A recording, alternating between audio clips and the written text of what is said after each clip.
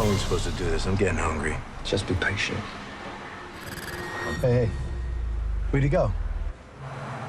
You're supposed to be watching him. What do you think? I've got eyes in the back of my head. How's it going? Don't. Show me. Front back. That was a clip from Jack Reacher, Never Go Back, the action film based on the book series by best-selling author Lee Child. Tom Cruise stars as Jack Reacher, the ex-military cop who must uncover the truth behind a major government conspiracy. The movie hits theaters this weekend. Richard Crouse is joining us now with his take. Hi, Richard. Tom Cruise punches a guy through a car window. That's all you need to know about this movie. I don't know why, but that kind of makes me want to go see it. Nope, that's all you need to know about this movie. It is based on the 18th novel in this 21-novel franchise, and it stars Tom Cruise as Jack Reacher, who's substantially smaller in the movies than he is in the books. In the books, he's like 6'5", something like that, but Cruise pulls it off, can do all the action, and Colby Smulders is in here as well. We know her from How I Met Your Mother and the Avengers movies, and essentially what happens is she helps him out with the situation. He goes to Washington to thank her. She plays Major Susan Turner, and by the time he gets to Washington, she's been arrested for espionage. He's got to break her out of jail and then punch and kick and figure out what's happened and clear her name. And it's an action movie, straight up, first of all, and kind of a down and dirty one. And that's kind of what we expect from the Jack Reacher movies. It doesn't give you any more than you expect, but it doesn't give you any less either. So it's a 3 out of 5 star movie. Okay. Does Tom Cruise age? He does not. It's crazy.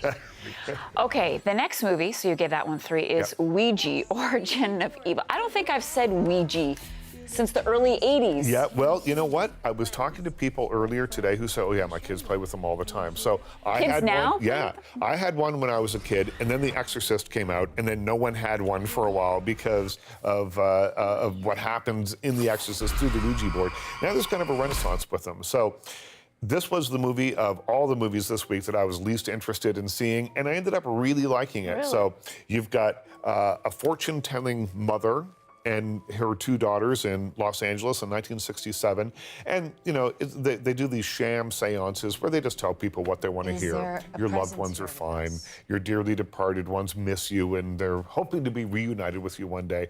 And then when they're looking for a way to kind of spice up the act, they bring in a Ouija board, and then the youngest daughter starts playing on it, decides to try and contact her dearly departed father, and instead welcomes a demon into the home.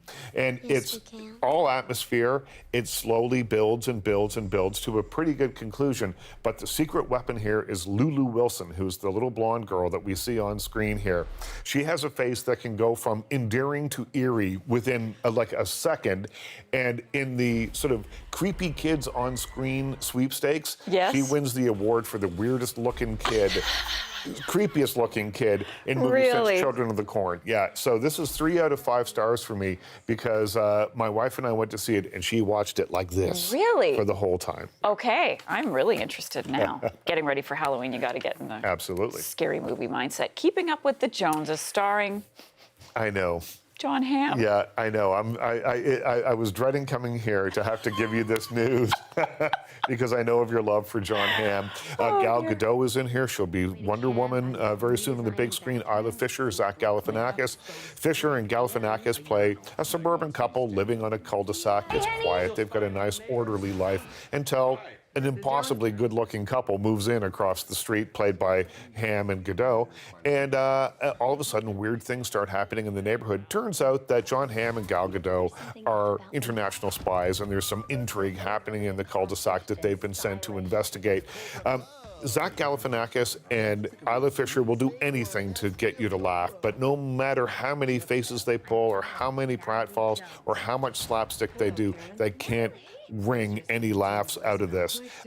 For me, it is a weird movie that I don't really know how to describe to you because it's billed as an action comedy, but it has about as many laughs as your average Jason Bourne movie. Oh dear. And in terms of the action, it has about as much action as your typical comedy. So it just kind of falls in that mushy middle somewhere. So for me, it's a 2 out of 5 star movie.